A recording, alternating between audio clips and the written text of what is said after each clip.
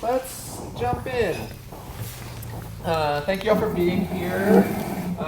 We're going to be talking about green teaming and the Western Montana Fair, who is a leader in big event zero waste efforts kind of in our state. And as we always do, I want to thank MCAT for being here. This presentation is being recorded by Missoula Community Access Television through as part of a media assistant grant that is donated to Home ReSource by MCAT. So really appreciate them being here. And so I want to introduce Billy and Tenzin, who are at the work at the Missoula County Fairgrounds. I'll let you introduce your roles a little bit more there. And we're going to start with a little bit of information from them about the work that they're doing, the efforts that they're doing over at the fair, and the work that they're doing to make Missoula County Fair, which is coming up in just under a month, as sustainable as possible. And then after, I'll talk a little bit more about kind of the Home ReSource Green Team efforts that we do at the fair, the program that we help coordinate and run and in collaboration with them. So without further ado, yeah. All right. Awesome. Thanks. Thank you both for being here. Hi. Thanks for making time for us today with the fair. I'm Billy. I'm the Events and Operations Manager for the Missoula County Fairgrounds. I oversee the property, and but I've only been in Missoula 5 years, so I'm brand new. I came from a really small rural community, Kinsey, Montana. Probably never anybody heard of it. So I went to a rural school and everything, and so this is the biggest town I've ever lived in. So I'm being fully immersed now into the sustainable lifestyle, and so I was able to bring that viewpoint as part of our pain points, which Tenzin's going into great detail, how we learned on and grew with the initiative that was given to us by the city of Missoula. And we also then see a path where we can turn this into a national initiative. My background is in the livestock rodeo world, and we are very much a family of sharing ideas, and we see a path where the fairgrounds has continually demonstrated that we can really make a huge impact at these large events to divert waste. So if we hit our goal of 90, we'll start going out and talking to these rodeo communities that have a facility to process waste, the compost sites, and we'll start inviting them to shadow us during the Western Montana Fair and hopefully take these initiatives out into their communities. So this photo is of the fairgrounds. As you know, it was just renovated. So the taxpayers put in quite a bit to make it look what it looks like today. And we do have some pieces we're going to privately fundraise and try and finish out. But we've been growing exponentially. I just pulled the numbers yesterday. The fairgrounds have seen 1.6 million people since January 1st of 2021. Our events were at about a couple hundred folks. Now they're up to 30,000 a day with the fair. So now we're on the blip of like Russell Street construction, because that's as many people that are coming out of the stadium after a football game. So we've finally grown up into a full event center. The fair is the biggest event by far for the Missoula County Fairgrounds. It sees 110,000 visitors. And what we love about the fair is the fact that it is all about accessibility. It's free admission. It doesn't matter where you're coming from. You can pack your own lunch. Just don't bring your own alcohol. You're welcome. And we are getting ready for next year, and we hope that this is when we can kick off our national campaign. America turns 250 years old. We want to have a very patriotic year. This year we're focusing on our history, our Lake Bottom history, which is called Lake Bottom Bash, and the year before we focused on our future, and we had Lasso the Moon. So we always try and plan out 3 years in advance. The other thing that we've done, and Tenzin is the heavy lifter on this one, is we don't hire any outside groups, or we don't go to clown convention and just book acts. Everything's grown up from Missoula, and Tenzin goes through and reads the newspaper and finds the folks and gets them showcased. So we have 3 new free zones. The gardens will be open for the first time this year. The community showcase is a replica, but on a bigger and grander stage of what we already do in the historic plaza. And then we're adding another piece called the Horse Connection Zone. And this will be free to the public from 11 to 5, just like all our other free activities. And this is where people can learn about and see horses. All the agricultural buildings on the fairgrounds, ironically, have been demolished for decades. So horses haven't been around since horse racing left, and that was over 20-some years ago.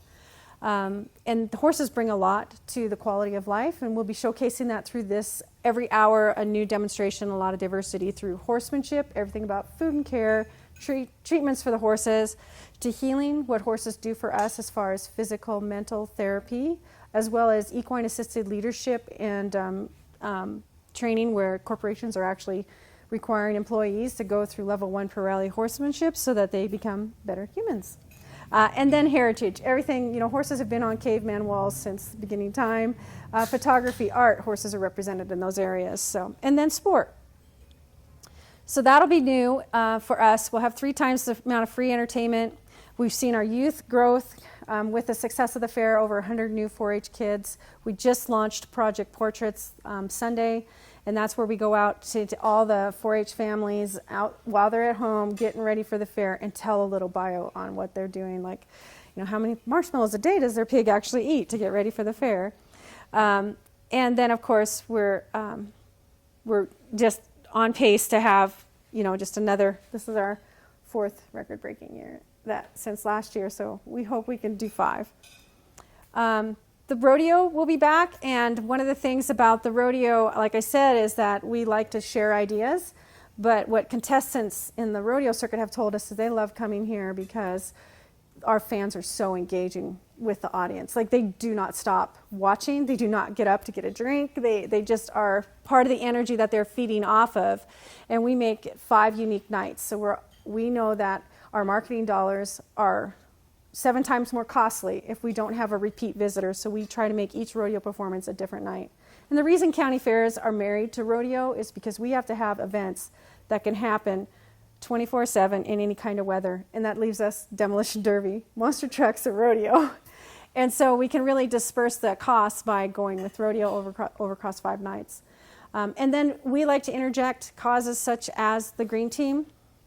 As part of our rodeo performance, we are bringing awareness to breast cancer, childhood, pediatric cancer, and how their challenges, and that most chemo meds are made for adults and not for kids, and so it's quite risky. And then we have brought a spotlight to missing and murdered Indigenous women and girls as part of our performances. So we try to bring community issues to the arena floor because rodeo has a real can-do attitude, and we want to just remember that we have a lot more in common than we do apart. And then Lords of Dirt is one of the key things for us because we're going to actually evaluate pretty heavy this year if we're going to go to a 10-day fair going forward. Most of the communities our size are at 10 days. Communities slightly larger than us are at 20. So the carnival tells us we're leaving $1 million on the table, but we don't know if we have the bandwidth in-house to do that without the volunteerism, our staff. But the tipping point of it is Lords of Dirt. Lords of Dirt is a homegrown community event. You can't get this anywhere else, and that's the first rule of marketing. If you can't get it anywhere else, you should be sharpening it up and make it a real deal. He now will debut a 2nd racetrack this year. No one's ever seen it before. It's all new. So he's proving that he can go and hold his own weekend with 2 different racetracks and a motorcycle show in some of our buildings. And so we could look at going to 10 days or shortening our days or something. We just don't know. So we'd like to hear from everybody that's volunteering this year, right in the heat of the moment when it's the worst of the worst. What do you think? Do you want to do this more? Do you think it's worth it? And we're going to be sitting down and having those talks with the stakeholders immediately after this year's fair and making a decision. So, but it would be the only way that Lords of Dirt is ever going to continue to succeed. Right now they're outselling bull riding on a Sunday. And we can't give them the space to grow unless they go to their own weekend where they can develop. So that's kind of where we're at. And just for that 10-day piece, we know we have more traffic and can make 8 times more money on a Friday, Saturday than we can on a Tuesday, Wednesday. So how it would work is we would launch on a Friday night, and then we would go to a Saturday night, and we would not have that Sunday. So we'd get 2 full weekends essentially, and we could go kind of quiet during the week or something like that and offer some non-sensory days and some other elements. So those are all part of the conversation. How to be creative, do we have bandwidth, is Missoula ready for it, and things like that. So you guys are a huge part of that discussion, and we will not do it without you. So I'm going to turn it over to Tenzin so she can tell you everything about how we got here and how many mistakes we made on the way. So pivoting to our commitment to sustainability. So last year we were very successful and we were able to divert 82% of fair waste from the landfill to compost and recycling. So that was up from the previous year in 2023, which was 74%. And then 2025, our plan for this year is to increase that to 90%, meaning to put us on track for Missoula's 0 by 50 goals. So how we got there, we weren't very successful in the beginning. So 2020 was COVID year, so there wasn't really any, in terms of partnerships and stuff, opportunity for zero waste education. In 2021, 2022, we tried to do zero waste initiatives, but we really failed. And part of that was because we had minimal partner involvement. And so one of the key successes to helping us achieve sort of the zero waste, so like our landfill diversion from the previous 2 years, is having those partnerships built out. So bringing on Home ReSource as that one of the key partnerships, as well as Sarah Holden from the Missoula County Extension sort of really took the helm of sort of getting us all excited, and her energy was really infectious. And then really pivoting towards composting services with Sean Doty and Missoula Compost was kind of really help build out those key partnerships to build out that success. Let's see. Yeah. All right. And part of the also included having that staff education as well. So we actually went and did a site visit with Garden City Compost and kind of got that whole tour with Jason. We kind of learned about that composting cycle and being very fortunate to have that kind of an asset here in Missoula where we can have a place that can take and do industrial composting. Before going into that tour, I think from that 2021-22, I think we were pretty kind of disappointed with sort of results. But having, building on those partnerships as well as doing the site visit, we learned that we don't have to be 100%. I think we were under this impression that everything had to be 100% compostable in order to be composted. But there is that small level of percentage of contamination that's allowable because of the industrial level. And the composting that's in our backyard versus garden city compost is a huge difference in that capability. We also one of the other things that we did is we asked Sean to provide us pictures from those composting days. I think just to get more buy-in for the fair staff and being this is actually achievable, because the previous 2 years, nothing really got composted, and it was really disappointing. So having Sean send us pictures about those, composting, I think I could, yeah.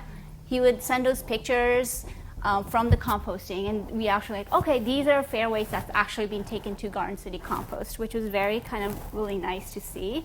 And we could show that to fair staff, and you can also use that as marketing material for when we promoted that. Let's see. Let's go back really fast. One of the other things that we did was improve our signage and our sourcing. We found that in the previous 2 years, we would have laminated large signs, and the process was taping these signs to the bins.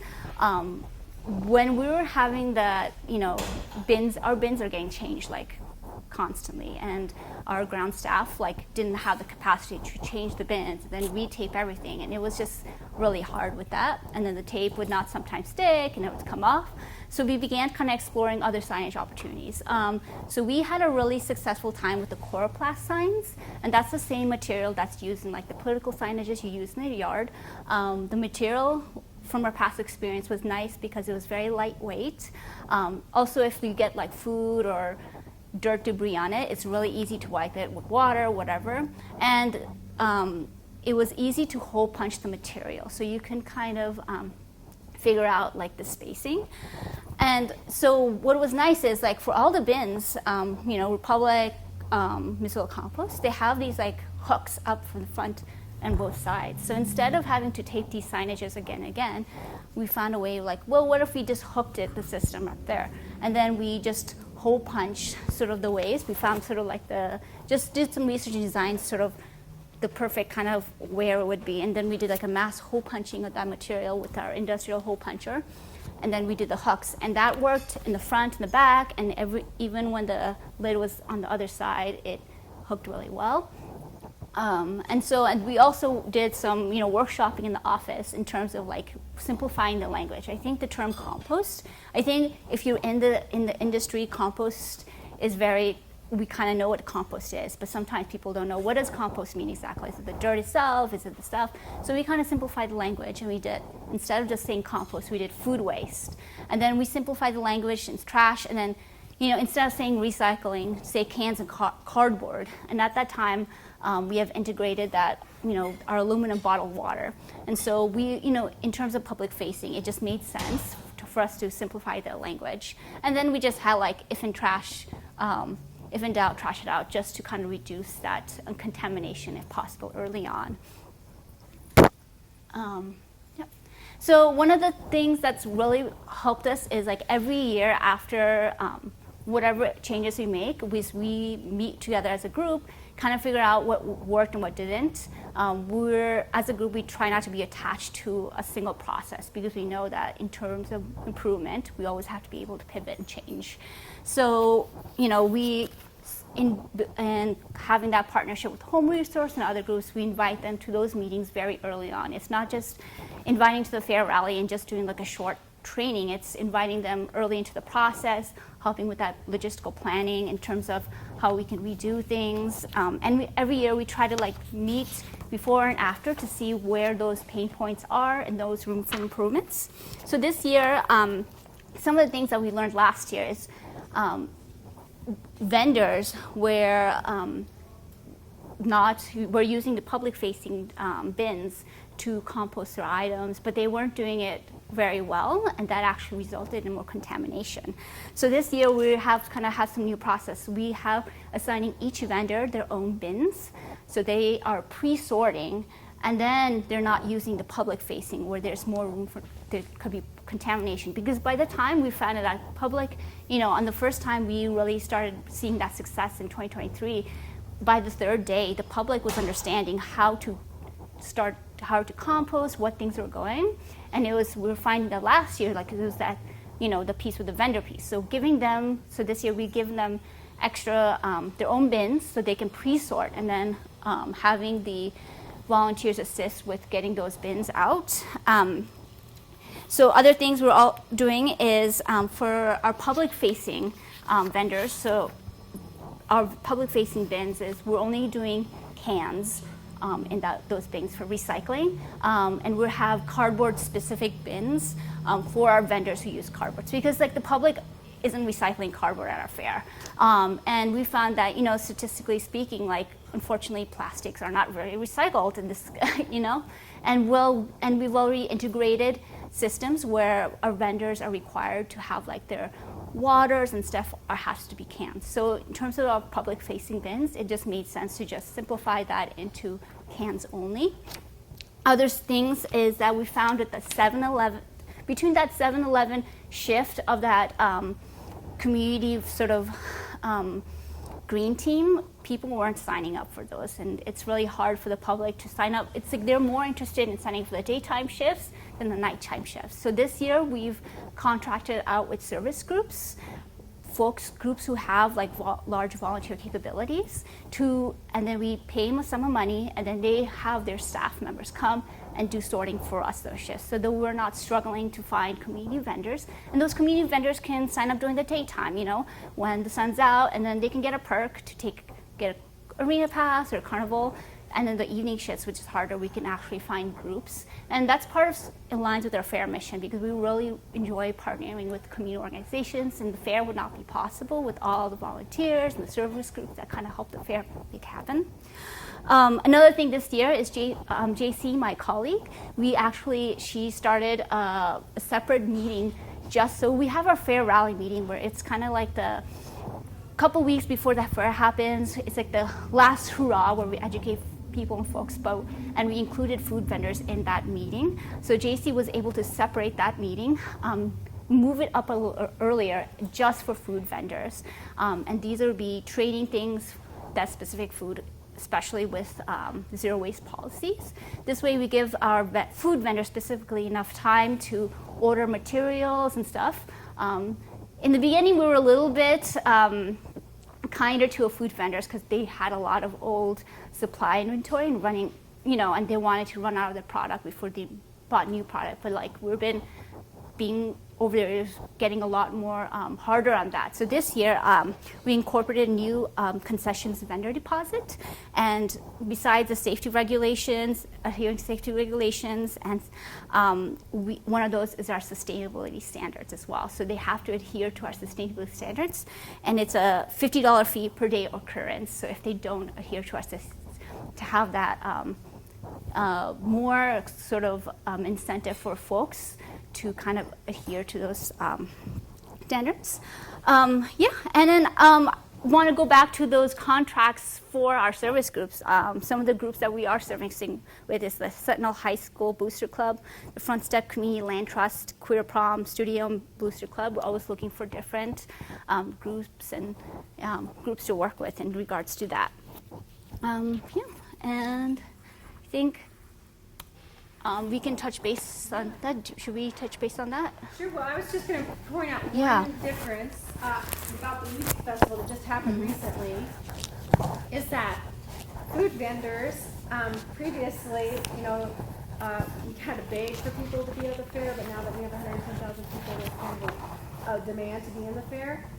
And then you could still have pushback, hey, we've just done it this way for years. Well, when the music festival came to town and they charged so much for food vendors to be there, and it was like all these hurdles they had to go through, we suddenly looked really easy. So when we pivoted to this mandatory May meeting, you have to have compostable going forward. We will fine you. We are watching. That sounded a lot easier than trying to find a new market to come to. So we think this year is 90% is quite possible. Oh yeah, and then beyond going with the fair, as a fairgrounds, we've kind of had these like zero waste initiatives. So a lot of the deconstruction process on the grounds, like for the former arena, we had a company deconstructed that, and Heritage Timber was selling those items to the community. So those materials aren't going to waste. All our vinyl banners, we repurpose them with local groups like Magda's vinyl banners. Like we give these vinyl banners to her, and she makes bags, and you can find them at the upcycle store in town.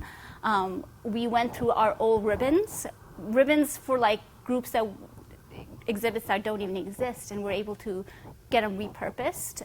We donate a large amount to the Quilt Guild, and they repurpose them as part of their annual quilt fundraiser and to give out to folks, and finding different ways. And even this year we've included composting as part of our rentals or agreement. So prior, Fairgrounds is a rental space year-round, and we've offered trash and recycling, but now we've also offered compost for groups who want to have that for their events.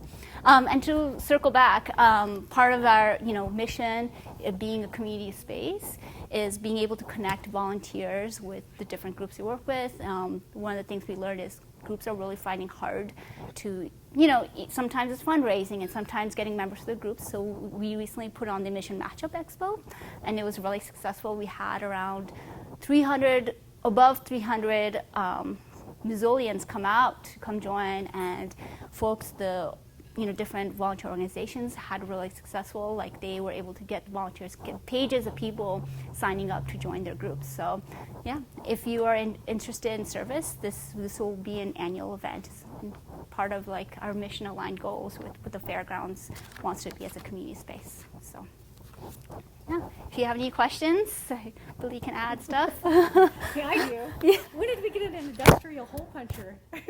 Oh yeah, we have a great hole puncher that can literally go. I mean, you can't go through like hard stuff. But like for like the thicker choral class, it's great. I cannot wait. So it's not the office one. It's like Yeah, I know you've been keeping it somewhere I don't know about. so. Yeah. Does anybody have questions? We're happy to help. We've started up from 0 and we're climbing up. Yes, please. Congratulations. Holy smokes, thank you for this partnership. The gift to Missoula is amazing what the Fairgrounds is doing as a leader in showing what's possible. And I think that was really an interesting tidbit to hear, like, oh, in Sioux Fest, did it this way, that's a nudge for us to do it this way. But really, I would say that the Fairgrounds is looked at as like that leader from so many other aspects around the community. So, rumor has it, or I guess the question is it required for at all of the events that are at the fair, on the fairgrounds, to have a sustainability component to that? It's I think- strong. It's yeah, okay. strongly recommended. Yeah, cool. The problem is like when you're deciding on when to pull a trigger and make a mandate, like just like the example of like we allowed a few boats to come in and a few straws to come in, but now you need to pick that moment where you can set yourself up for a win. With rentals, we're struggling with our growth. It's happening pretty fast. So the Zootown Festival, it was like really professional producers. Yes, they were held to a standard. But that wedding that bought that thing off the internet, and there's just we still want to be accessible to them. So if we put a regulation like that, we're not quite sure that they could meet it. So how to right size it and right time it. And one of the things is that we overhauled our entire rental schedule so that our calendar allows for things like the Zootown Festival to find a home. So if you are doing a large scale event that's community connecting, doesn't matter the dollar, it has to be community connecting, using our entire campus, you get to book sooner and cheaper than, say, a wedding or a banquet. So we backfill our calendar with weddings and banquets because they're private, one-off, high demand, high drama. They're not professional organizers. And so we have less of that clientele now and more of the clientele that we can say, you're leaning into the space, you're a professional producer, you need to follow these guidelines. Yeah, it's, I guess my, I don't know, back to your leadership in our community around this, is it really feels like throughout our city and then throughout the world right now, like policy is what affects big change. And so it's like, if you're told you have to, and then there's some enforcement mechanism to you have to, then it really happens. Then it happens. Like, I believe you, we're going to get over 90% this year because, but I think it's all that lead up to a long process, but also the policy piece. This is getting enforced, this is required, these are the pieces. And so, one more thing on that is I just think that there's like the ripple effect of, for our local economy in all of this that you're doing, including sustainability. That is true for us here at Home ReSource. So, right, we have this little contract, we get paid to help in this partnership. That really helps us as a nonprofit be able to continue to do it. Missoula Compost, right, like it's more contracts in being able to do this. And so each one of those, whether it's little or the giant events, there is this like economic impact that in my opinion is really positive for our local community that results in good, cool, green jobs that have local, like hyper-local impact on this beautiful city that we live in. So, and one of those things like us going to that 7 to 11, so like looking into our problems each year, we're like, we can't get volunteers to with the green team 7 to 11. Okay, well, we know that actually cash sometimes doesn't mean as much to a group as using one of the fairgrounds buildings now. So we're like, hey, you want to have a fundraiser here? Well, it's expensive. It might be out of your budget, but if you will work a shift at the fair, we will give you a date for your fundraiser. And so those success stories aren't just money. So then a band host is doing green team. They then can come use the building voucher that they were given, and they're able to raise in one night all the money they need for all their instruments. So, and then we're just hearing stories like that because now as the fairgrounds is used year round and people are remembering that it's not just 5 days of the fair because it's kind of a branding stigma when fair is in your name. People just think it's that one thing. So we had a high school car show, we had used jewelry sale, and we had a consignment sale for kids' clothing. They, on the same weekend, completely unrelated topics. They all had record numbers, and that jewelry sale sold $55,000 in jewelry as a fundraiser. Yeah. So, and I think it was from Missoula Aging Services. So it sometimes that fee isn't what they're looking for. They're looking for the time at the fairgrounds, and we're able to leverage that into partnerships now. And we just want to keep spiraling up from there, and see if we can have more of those opportunities. So not only our event, you guys were here for the Zootown Festival, and the other pieces that might come out of our new place are then rippled out in those same groups again. And one more plug is for the hockey, for the that, I don't have no idea what that relationship is. They It's rent, great. they what, but like, oh my goodness, my kids are in sports. I'm in that world quite a bit, and there are more Gatorade bottles and things. And so I recognize, like, super hard, but whatever you all can do to plant the seed in that amazing, like, I don't know, recreation opportunity that's there, especially during the long winters here, and moving them towards sustainability would be phenomenal. You said a sustainability over Yeah, moving them towards sustainability. Oh! I don't know, you shoot. go to like the Yeah. ice rink and it's a wreck. Oh, that's interesting. No, that's good to know. Yeah. Because we're usually not talking to anybody after August 10th. Yeah. So we never thought about it because they're ramping up. Yeah. But we love the hockey because I love this. Somebody wrote this great piece, and it was like, it's the bus driver passing the puck through the lawyer's legs to the teachers, who is the goalie. And that's exactly what the Fairgrounds is about, is removing barriers and remembering that we have a community connection and more in common. We see a path and even some outdoor ice in the future, because technically it's an ice sheet inside a barn, and they need space where they can have an audience. And I know they're getting ready to do a private campaign, and we're trying to do a barn campaign so they can stay up year round. So if you can imagine the future, ice during the fair, that would be that's our goal. That'd be so awesome. Yeah. So. Well, thank you both. Really appreciate it. Can I steal one of your mics? Yeah. That's what I think. Billy's mic must be muted or broken. It's not working. Oh no, It yeah. was working before you sat down. Great. I'll steal this one then. The county's insured.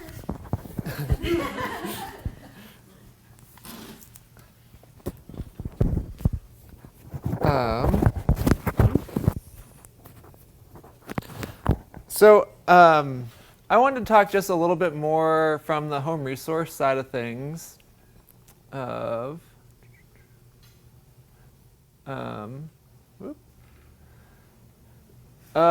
kind of like home resources role in all of this. The fair is an amazing partnership. The fair will be actually our fourth event that we will have done green teaming at this year, but it's still by far the biggest one that we do.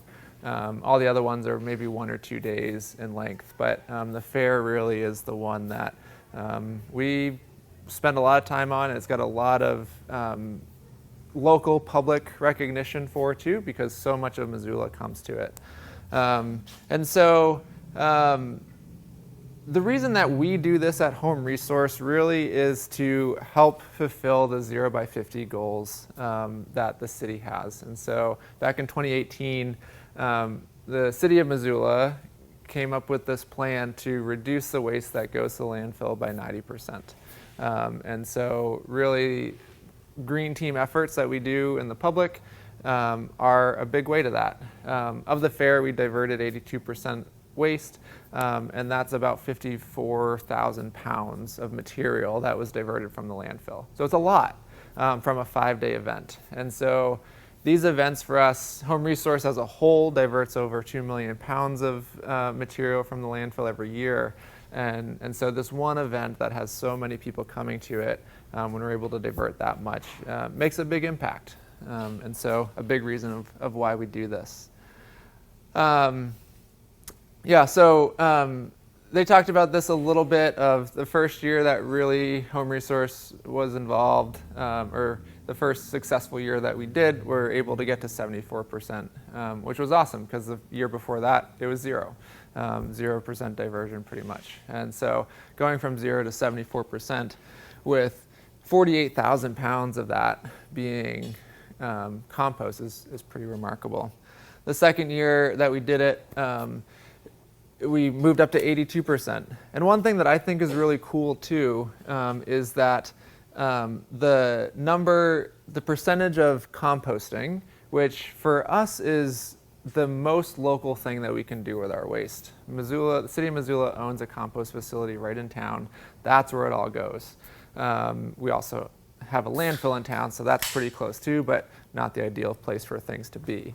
Recycling is great. There's a great options for lots of it, but it gets shipped out, trucked far away, processed, reprocessed, all that. And so, but when we look at these two numbers between the 2 years, we went from 64% compost to 73% compost. So a bigger gap even in that number is great. And a lot of that work is all the pre-work that we do. Some of that's what Home ReSource does. A lot of the rules and regulations that the fair is doing for the vendors to really increase the amount of compostable materials that the vendors are having is making this big impact. And it starts not just from when you place something into a bin. It starts way before that. And so that's a lot of the work that we do behind the scenes. And we've got the goal of reaching a 90% or more diversion rate this year. So the way we do this through a lot of the work with the fair, with volunteers, with vendors is through four main actions. We do a lot of planning. We spend probably a year planning for the next year. We're already, the week the fair ends, we'll probably be starting talking about what's going to happen next year and where we want to go to. We also work with training. Some of that is the fair works with training their grounds crew and their team to go through the processes as best as possible for sustainability. We train volunteers. Home ReSource does that work. Of every group of volunteers that comes in, we give them a little training of how to identify materials, how to sort properly, all that. We also work on training with the vendors. That was the vendor meeting we had back in May, really giving them information, and some of that's also this education piece of what it means to be sustainable. And all of those pieces together work on helping us create bigger and better diversion rates. The last two, education and sorting, happen kind of simultaneously oftentimes. Education happens a little bit before with those vendors, with information that we're able to get out with these types of conversations as well. And then from the vendor side of things, we work with the vendors. If they have everything that's compostable, then they get a little sign that says everything we have is compostable. And so really doing both passive and active education to customers who are coming to say like, hey, everything I give you, you can take it and throw it in that green bin. And that's a pretty cool education option. And then sorting is a big thing of what we do. Each shift of volunteers that are about 3 hours per shift, we teach them about how to look into the bins and pull what should go where out of one bin and put into another. And we're actually physically out there sorting with pickers to move things in the right spot. That not only helps with our diversion rate by removing moving things from where they shouldn't be, but it also lowers our contamination rate. And so one of the big issues I think we had one of the first years that we didn't have any diversion was things were too contaminated. There was too much of the wrong thing in each bin for it to go and get processed at the recycling facility or in compost. There's just too much stuff that shouldn't have been there. So, and so with planning, a lot of this comes with talking with our haulers, which are Republic services for this event, and Missoula Compost, making sure that we have the right stuff at the venue to be able to support it. We plan where the bins are going to go strategically to make sure that where someone's going to be leaving, they have a place to throw their things. And we want to make sure too, a lot of that planning piece is not putting out too much. If you have too many bins everywhere, it's a nightmare to try to sort and to try to organize. But you also want to funnel people to the kind of the same spots. You don't want to just give them ability to throw things everywhere. And we work with these 3 bin systems. So we've talked about that a little bit. We've got our trash, we've got our food waste or our compost, and then our cans bins, which is our recycling. And every place that we have bins, we have all 3 of those. Because what we really want to do is give people the option of what to do with their stuff. If they have the option, most people are going to make the decision that is the right decision, or to the best of their knowledge, the right decision of where it should go. If they don't have that option, then they have no choice other than to throw it in the landfill. One mistake we made, I thought I just mentioned, is that we have permanent trash cans on the fairgrounds. We unbolt those before the fair and we get rid of them. People were complaining about the trash those first 2 years, and we're like, because they're too small, they can't handle it. And they also don't have, they didn't match any of the other signage. They had the words compostable, recycle. So we were losing it. So we just eliminated them, and we only give them these options. Which is huge, and that makes it consistent for when you come to the fair. You walk in and you'll see 3 bins, and that's the type of bins that you have throughout the event. The signage is all the same. It makes it pretty straightforward and easy. Compost is a really cool thing here in Missoula. We're one of a very small number of communities that have a commercial composting facility. And what that means is there's a lot of products, a lot of materials out there that say BPI certified or commercially composted. Sometimes those look like a plastic cup or a plastic container. There's a food vendor, Mary's Mountain Bowls. I don't know if you've ever seen them or heard of them. The bowls that they have are BPI compostable, which means that it can actually go to our compost facility and turn back into dirt. And so that's a lot of the work that the fair's been doing with their vendors, is to move people from plastics, like straight up plastics, into these BPI certified compostable materials. One of the challenges, I might talk about this later too, is the compostable materials don't have the whole wide range of things that vendors want. I was talking to one vendor earlier at an event, and she's like, yeah, I have a pink straw. I really need a pink straw and a solid plastic lid because I poke a hole in that lid to put the straw through. And there's not a compostable version of that lid. And so the work that we have to do, and it's a very slow process, is try to figure out a solution and help them figure out a solution that they don't need that lid, or that they can do it in a different way, that they can remove that barrier. And some of it's a branding issue, some of it's just this is how I've always done it issue. And so there's a lot of that education and rethinking there too. So compostables, I think most people generally know what compostables are, but one thing that's really cool about our compost facility, that it's a commercial compost facility, is meats and dairies and bones all can go in there too. If you think about your backyard compost, if you just have food, you might not put dairy or meat in there because it doesn't really break down the same, but ours does. So half a burger left over, or that Viking dog that comes through, half eaten, like that can go right in. Never happens. And then one of the challenges for us too, silverware is a big one. They make compostable silverware, and a lot of our vendors have it, but often silverware is really hard to tell. If it's not written on it, it's almost impossible to know where it came from or if it is compostable. And so that's one of those things that we're going to keep working on and keep trying to find solutions as we keep going year after year.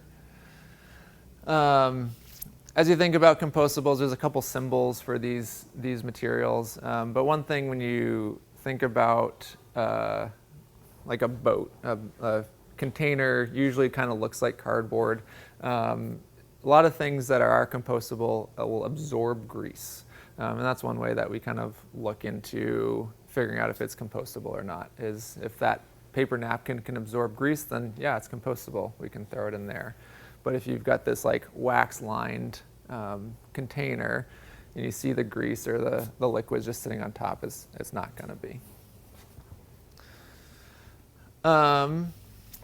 Some of the things that we have challenges with at all events that we do, including the fair, and when we went to the fair and Home Resource presented to the vendors, the health department also presented to the vendors at the same day. And some of the things that we talked about with them was like, there's some things we can't avoid.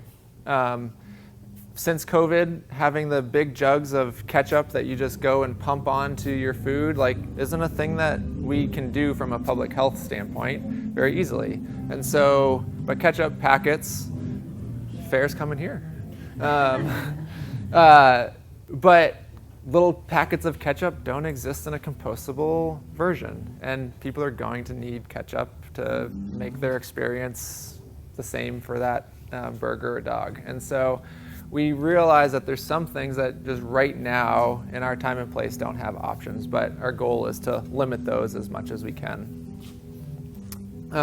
Greenwashing is another one that comes up a lot. It's something when we first get to the fair, we actually go around to all the vendors and say, hey, can we have a sample of what you're giving out to people? What are the products that you're actually handing out? Every once in a while, we'll get someone that just has like a green line or a picture of a leaf on their cup. And the company is just greenwashing. They're just saying like, oh, look, it's a pretty green leaf. But there's nothing, typically you would think green leaf or something there means compostable. It's not. It's just an image. And potentially recyclable, not a great recycling option for plastics here, but things like that we have to look out for too. And then Missoula Compost, a great partner there. I end up talking with Sean most days of the events just to see how things are going. He lets us know how contamination levels are so that we can make decisions if we need to do more sorting or check out different problem areas. But one thing that's pretty cool is with our 3-bin station, last year anyway, we emptied pretty much every single recycling or compost bin that we had every day. And there's probably two actual bins for every bin that you see. There's one that's there, and then there's one that you pull in to replace the one that gets full.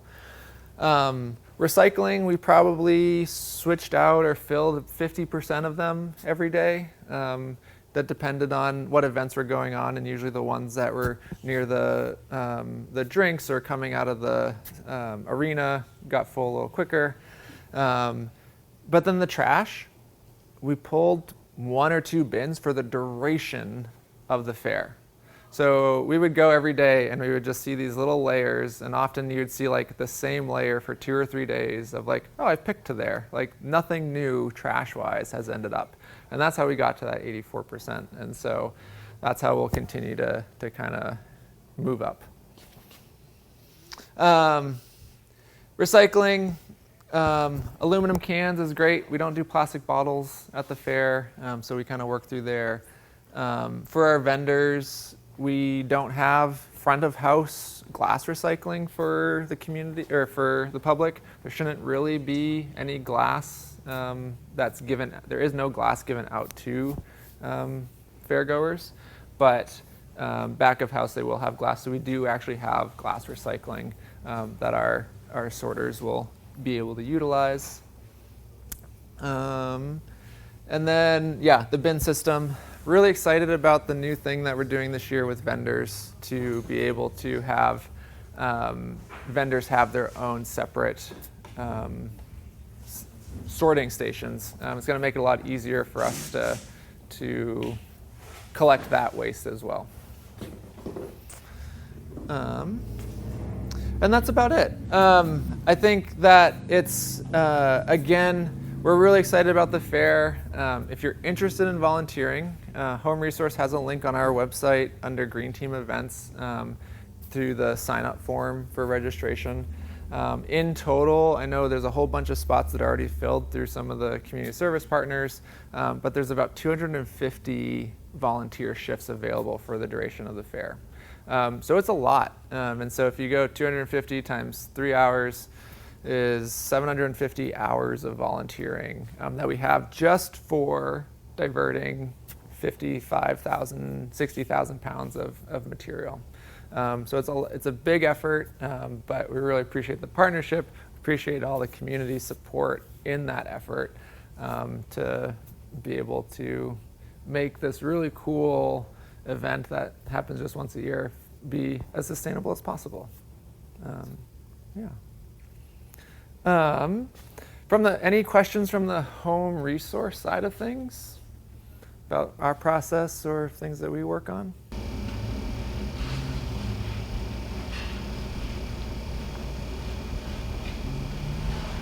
Great. I'll be hanging out for a little bit if anyone has any questions or want to chat. Billy and Tenzin, again, thank you so much for coming and chatting.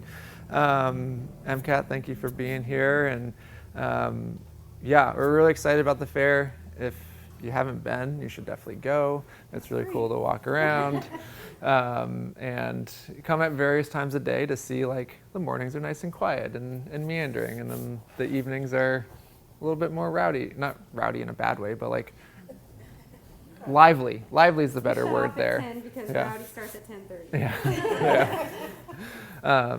So thank you all for being here. Really appreciate it. If you have any questions, definitely feel free to stick around and ask. And hope to see you there. Thanks.